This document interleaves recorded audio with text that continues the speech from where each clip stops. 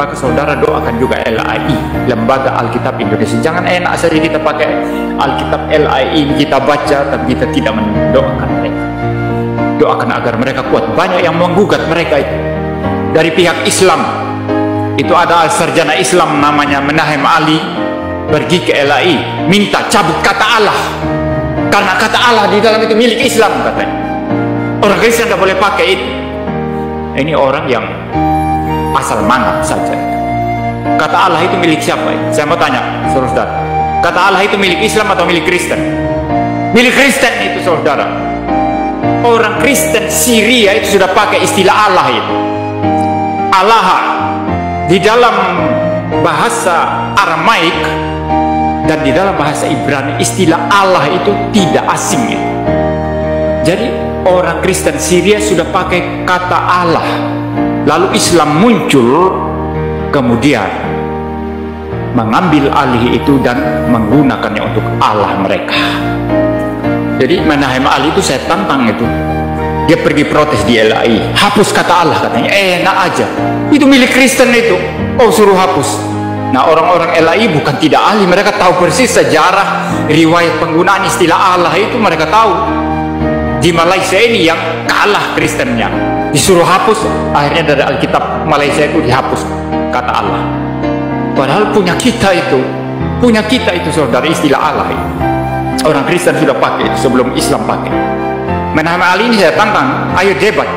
Kau bilang orang Kristen tidak boleh pakai kata Allah. Sampai sekarang dia tidak berani terima tantangan debat saya, karena dia tidak punya sumber yang sah untuk bisa membantah saya. Saya sudah persiapkan di e-book laptop saya ini begitu banyak itu tulisan akademik ilmiah itu yang membahas mengenai asal usul kata Allah. Bahkan dari kata Ibrani, Aramaik itu sudah ada itu. Jadi kita harus dukung LAI, saudara. Digugat oleh orang-orang seperti Menahem Ali, lalu ada lagi golongan Yahweism itu pergi menggugat di pengadilan kan, saudara.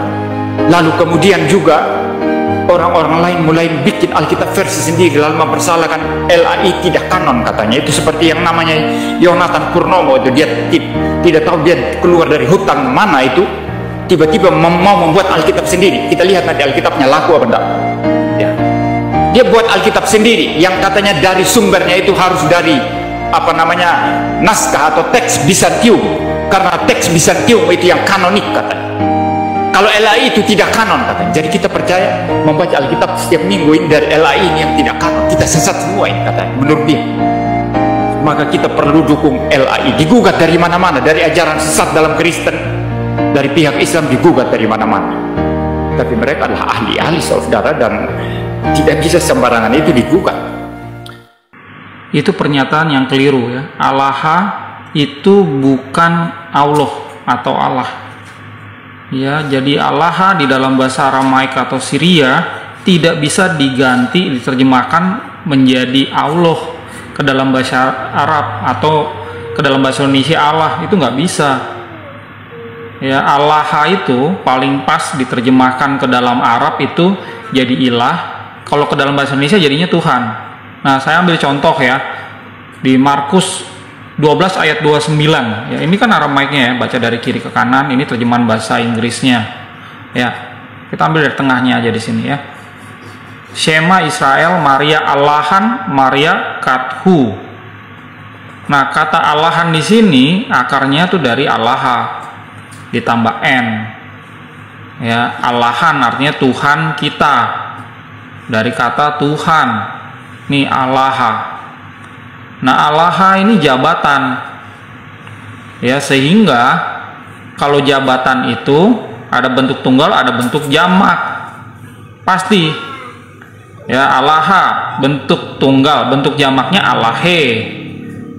Nah, kalau Allah atau Allah tidak ada bentuk jamaknya, makanya nggak bisa diganti ini menjadi Allah.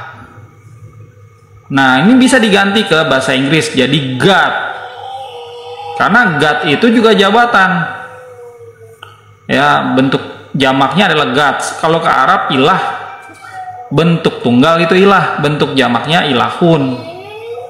Begitu juga Indonesia, Tuhan, bentuk jamaknya Tuhan-Tuhan ya. Jadi tolong pahami kita ini menerjemahkan toolsnya itu udah ready loh semua kalau kita mau cari itu kita bisa gitu. Tinggal masalahnya kita mau tidak mengakui ajaran kita ini salah.